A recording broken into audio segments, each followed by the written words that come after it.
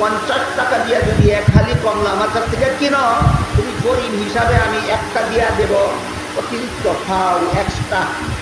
জবানে কইছো নি একটা ফাও দিল? হ্যাঁ জবানে কইছো। যে সে কিভাবে চাপা মারলো, কোরআন হাদিসে একটা দলিল না দিয়ে সে একটা চাপা মারলো। ঠিক আছে, তাইলে আমি তোমার এক হালি কমলা আমি অন্যদিন 50 টাকা দিয়ে নিব, আর আজকে যেটা ফাও দিতে কইছে দিয়া দাও। যেরকম সালাইক্য বাঙালি তোর মতো ফতুয়াবাদের চাঁদাবাদের ভিত্তিতে কি এমনি ফাও দিব কইছে না? 50 টাকা দিয়ে এক হালি নিলে ইজাবাদ দিয়ে এক হালি পায় ফাওটা দিলাম। এরকম কিছু সালাইক্য বাঙালি আছে। নবী বলেন আমারে মহব্বত করার নাম ঈমান, কিন্তু মহব্বত কেমনে করতে হবে এই জন্য নবী বলে দিয়েছেন আমার সুন্নত পালন করে আমারে মহব্বত করো। ওই কথাটা বাদ দিয়ে দিছে সালাইক্য বাঙালির মতো। এক হালি 50 টাকা দিয়ে নেওয়ার কথা বাদ দিলাইছে, খালি ফাওটা দিলাও কয়।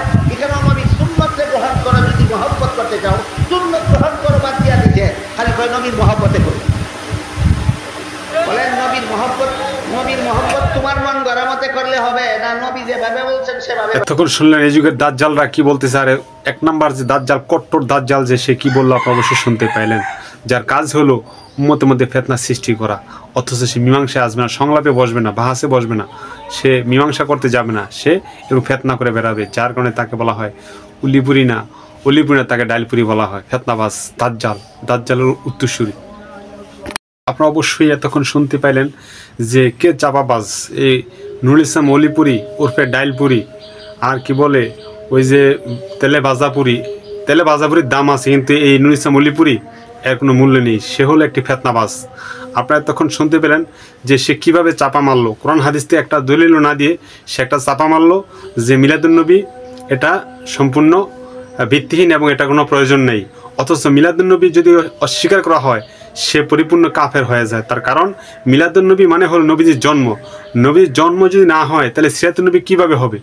এখন ওই ব্যক্তি সে 50 টাকা দিয়ে এক হালি কমলা কিনতে চায়, এখন তারপর সে বোনাস নেবে। এখন সে ওই 50 টাকার কমলা বাদ দিয়ে বোনাস নিতে চায়।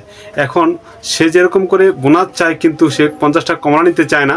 ঠিক এরকম মিলাদুন্নবীকে বাদ দিয়ে যদি সে সিরাতুন্নবী মানতে চায়, তো মিলাদুন্নবী মানে নবীর জন্ম না হলে সে সিরাতুন্নবী পাইব কই? নবীর জীবন পাইব কই? জীবন কাহিনী বা লাইফ স্টাইল এটা আদর্শ কোথায় পাবে? তাহলে মিলাদুন্নবী আগে, তারপরে সিরাতুন্নবী। মিলাদুন্নবী হলো ইমানের বিষয়, আর সিরাতুন্নবী হলো আমলের বিষয়। এই কাট্টা মৌলবীরা বর্তমান প্রেক্ষাপটে দাজ্জালের যারা উত্তরসূরি, তারা এরকম মানুষের মাঝখানে মুসলমানদের ফিতনা সৃষ্টি করে বেড়াচ্ছে। তারা মীমাংসামূলক কোনো কথাবার্তা বলতে চায় না, তারা ফিতনা একটা করে ফিতনা সৃষ্টি করে। আল্লাহ